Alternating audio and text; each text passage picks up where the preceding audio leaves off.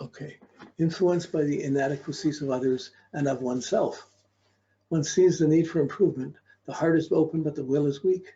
The heart, doing nothing would be better than making matters worse. Appropriate silence. Well, I come out of the room. How do you talk about nothing, doing nothing for a year? I didn't. When I came out of the day I stepped out of the room was the same day Neil Armstrong stepped on the moon. But I didn't know Robert Kennedy had been killed or that Martin Luther King had been killed. I didn't know any of that. I didn't have any history or any songs or anything. None of that. I had none of that. I came back and I had a different silence. And the image within this is the corners of the mouth, silence and fasting. One will gain from doing without. Okay, so this is, I just came out of doing without everything for the year, but still this theme is going on for the next year. Receptive at heart and considerate, one maintains personal integrity in the face of inconvenience. One will not use force to get one's way. So, okay, in my life at this time,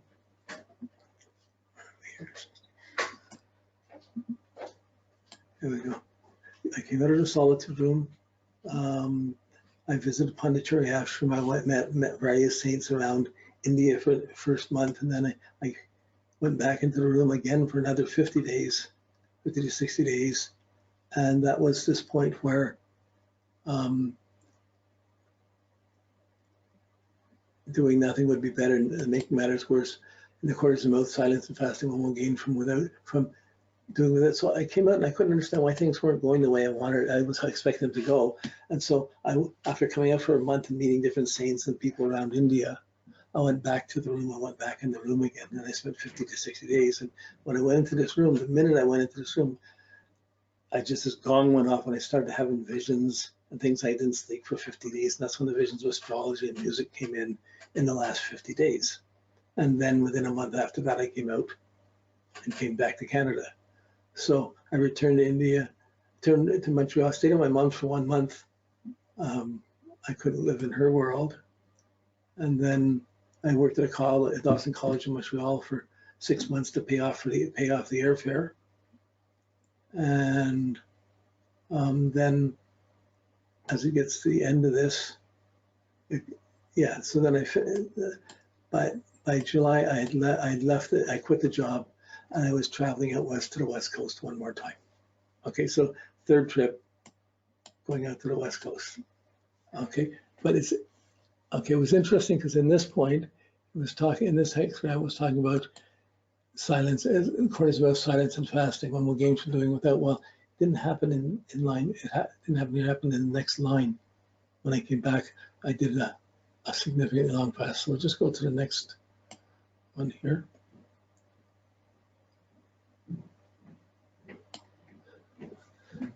First place, one makes little nor effort. One doubts one's own intent and falls behind.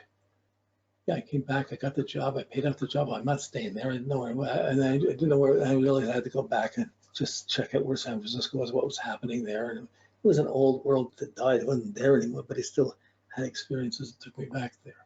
Difficulty at the beginning. Extra effort will be needed. Perseverance for others. Concerned about resources, one holds back and does not compete. One's influence is diminished. Well, in that time when I was working at the college, there were some politics and things that came up that I just didn't want to get involved with, and I pulled myself away from that. That's how I left it and decided to go to the West Coast again. So I went out to the West Coast. When I was out there, I was staying with a person in a cupboard in somebody's house, in a little cupboard in the back stairway of somebody's house. But I did a 37-day water fast. I didn't eat anything or anything. I just drank water for 37 days. There was another fellow doing it. We were both doing it. He stopped at 37 days. I was going to keep going. And then I decided since he stopped, it would be like I'm lording it over to finish it to the 40 days. So I just left. I finished it at 37 days. And then in that same time period, I was near San Francisco, and someone did their first horoscope for me. And I got so inspired, I realized my vision was astrological. Then I came back to Toronto. And I met Brenda, who I had met before. And we started being together. And by the end of this,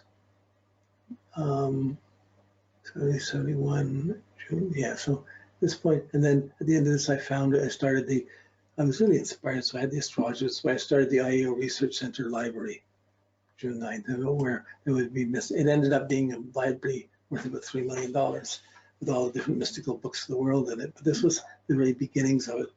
I was very pumped with my vision, but not really stable in the world.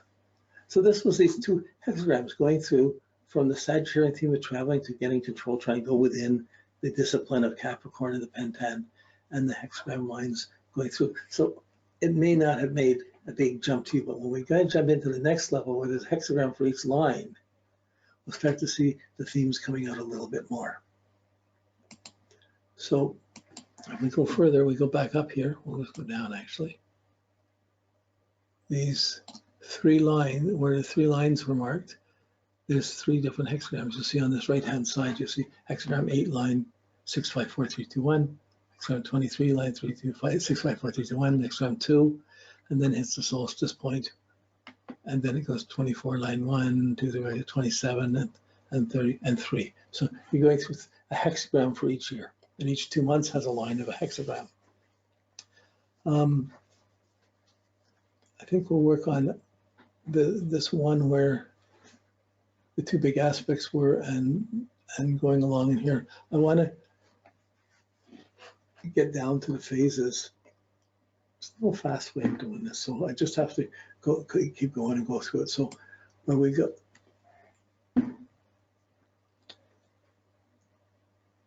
Okay, so when it was in,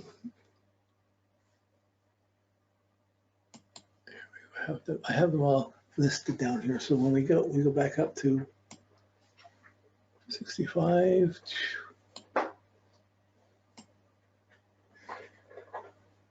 Okay, when it started in the hexagram of modesty. When it started in the hexagram of modesty, line 1 was hexagram 8, which is a hexagram called, you see here, modesty, and you see hexagram line 8, holding together union. You all have this whole list of these. I've just cut out 3 lines that were appropriate and put them in here. You have the sheet listing the 3 levels of hexagrams to the degrees of the zodiac. But this has the hexagram of holding together and the inner one of, we're not going to even concentrate on that one. We're going to look at this holding together. And really, when I was traveling around, I was trying to find where it belonged, but I really wasn't holding together anyways, holding myself together. I was pulling while I was traveling, not here, not there, going here, going there. I really wasn't holding together anywhere. Everywhere I wanted to hold together broke apart, thanks to the Pluto aspects and the Mercury aspects. And so while my son was going, the progressive was going through the hexagram of modesty and holding together within that, I somewhat held together myself together in the midst of crazy circumstances, but it really wasn't a social message. It was an inner message of turning in and trying to hold myself together within. And they ended by getting my first I Ching book. And so we get back to Vedanta. Who would have known 50 years later, I've studied I Ching 50 years. I've written books on it. I've merged it with astrology, and I'm chanting the whole I Ching. I'm taking the chanting, and I'm chanting the chants through the I Ching, and then merge these two things from back at that point. 50 years later, it's still affecting me and blossoming me. But when it goes through, I'm not going to go through the next hexagram goes into from July 11, 66 to 67. It's going through the hexagram called splitting apart. And in splitting apart, everywhere I went, I checked to California, North Beach, Coffee House, San Francisco, everywhere I went, I never fit in. I'd sit down and would break away, trying to find people. I left home, I split away from school, I was leaving. It's just everywhere I went, I was splitting away, and breaking away. Left LA, but then in California, in the mountaintops in California. So the mountain, receptive on the mountain that was there, but it still was a disruptive. So I had to split away from the people I went with. I was walked by myself to Veracruz, hitchhiked back by myself. So it was, and then find out the one person I was trying to find, I finally find her, and she was a junkie. And oh boy, I had no words for that. I was just so shocked because I had all my idealisms in trying to find her. So the end of that was the harsh outer world I was living with. I split away from that, and I visited Prabhupada at that time, and it reinforced my need to be chanting more than trying to fit in out into this crazy, corrupted world. So I continued on as I was going along. I went up to Canada, Vancouver, started at Diggers, and then I started one in Calgary. Diggers were places where you gather food and just junk, anything, clothes, food, and anyone could come and have a meal off the streets, could have a meal or get clothes. It was it was a movement that was going on then. Wasn't really welcomed by the communities.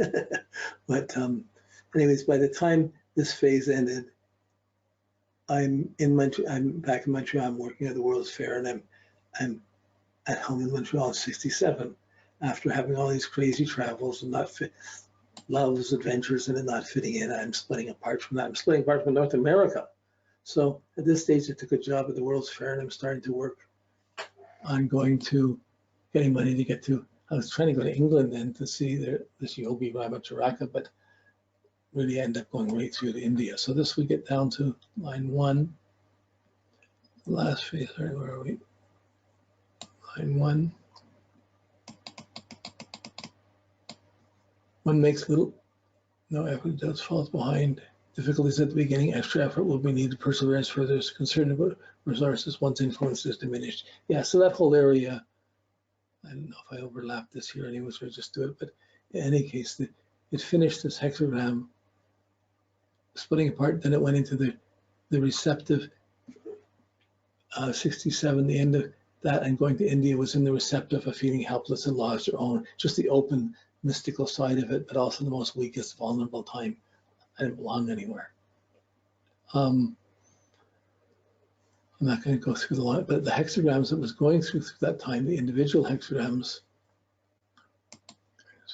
through 14 to 15, it's going through receptive earth before completion. Receptive earth, it was inside modesty was receptive earth, and inside that was deliverance. Receptive earth, inside it was dispersion, dissolution. Dispersion was when I dispersed from North America. I ended up going, and then going to India. Receptive earth. Okay. It's going into line.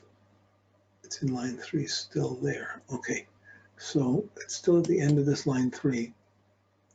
We'll come back to this at the last stage of these. Okay, so it goes into, it changed the whole hexagram. It changed to stanzas. So not only did it change on the first level hexagram, it changed on the second level hexagram through from the, so it was changing. It was at the solstice point of the pentans.